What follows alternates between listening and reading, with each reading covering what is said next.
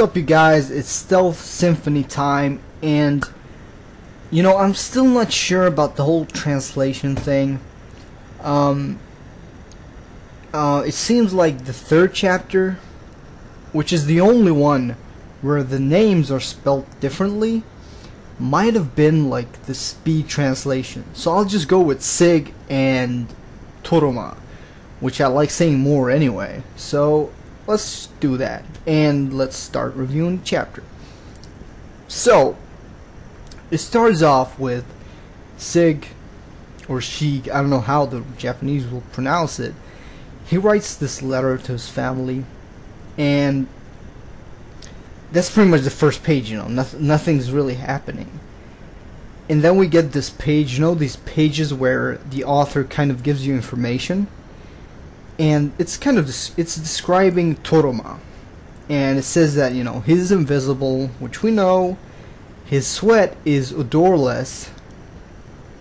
His heart doesn't produce sound. He can transform into a human, and his scales become his clothes. And borrowed things such as the mask that he's wearing, they don't become invisible. And most of this we already knew, but why not? A good reminder, I guess. And then we move on, and we end up in the VMV office, the company, and it seems to be pretty damn busy. It's like requests everywhere. It's kind of chaotic, and Sieg can't reach his family through the phone, and that's when we see this on the wall. We see this business ranking list, and it shows the popularity of the workers there, with Toroma being 7th. And the reason why it shows top 10 instead of top 5, which it was before, is because Toroma apparently was sulking when he failed to reach the top 5. So that was kind of funny. And then Emeth's son appears, which is the company's security system. So she seems to have this personality or something, whatever. And she's apparently this golem fused with the building, and she's controlling a lot of things going, in that building.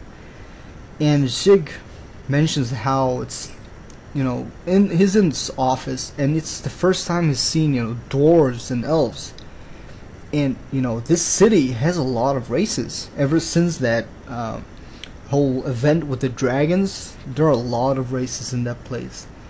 And then the little goblin looking president of the VMV appears, and he mentions how different species need different food and other things, which it makes sense. The different species, they have their own needs. But the VMV accepts requests by anyone. It doesn't matter if it's a bad guy or good guy. As long as the client has money, it doesn't matter. So in a way, it's like, okay, it's cool that they accept anyone, no matter what race they are.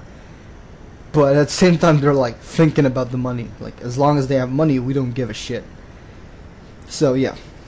And then we get to this funny part where Emeth mentions how their agency is ranked 3rd worldwide, and Balzac, the top agency, is really good. And then the president starts bitching. He tells her, why don't you work for them instead? And Emeth says that she's fused with the building, so she can't do anything. So she's like, why don't you let them take over this place instead? And then the president threatens to disassemble her, and she calls it power abuse. But then she states that she can control the network services, and she can show the employees the porn that he has on the computer. It's like, what the hell is that dude looking at while working, man? But yeah, then the president talks about Sieg's dragon's legacy, that thing he has on the back. He wants to help Sieg finding out what he can do. And then he shows this E rank ring, which apparently can summon 100 beasts. And he summons a beast thinking that he can actually control the beast. So he's like standing there, he's like, ah, it's alright. But the reason why it's E rank is because after you summon it, you can't control it. So now we have like 100 beasts all over the place. And then Toroma says, this is completely normal. And he mentions how nobody in the company can't handle these beasts. So it's like, it's either the beasts are too weak, or this company, the employees are just really pretty damn powerful.